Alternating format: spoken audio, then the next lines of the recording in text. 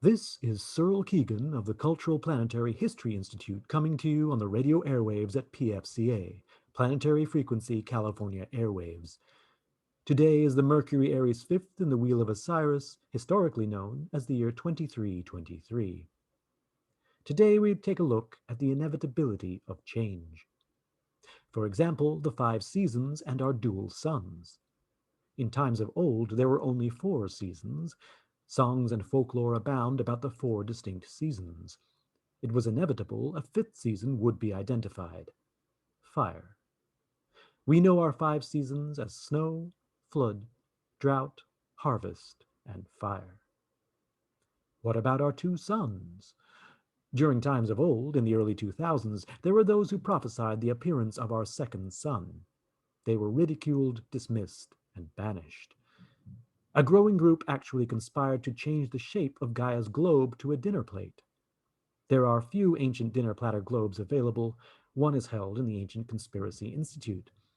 Those flat earth conspirators were primarily laughed at, dismissed, and ridiculed. It seems the second sun believers were grouped together with that society of madmen and scoundrels, the flat earth believers. They were ridiculed, laughed at, dismissed. It was inevitable they would have the last laugh. From our studio in the Berkeley Hills, we have a wonderful view of the dual sunset over the San Francisco Bay. If you have a moment, do take a look.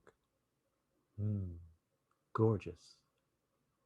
Here in Berkeley, in 1984, a professor at the University of California suggested a cycle of mass extinction events that were entirely inevitable.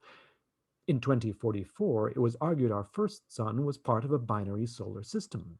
It was concluded that some fossil records indicate the extinction events occurred in a predictable pattern. Each one seems to have been 26 million years apart. With the mass extinction event periodicity of 26 million years as a now proven scientific fact, it is inevitable such an event looms in our future. Fortunately, according to the Cultural Planetary History Institute's calculations, Gaia will have 12 million years of unperturbed existence until the next mass extinction. This has been Cyril Keegan of the Cultural Planetary History Institute with your periodical extinction update. Thank you for joining us. Next time, tune in to PFCA for a review of the 11 planets in our dual solar system.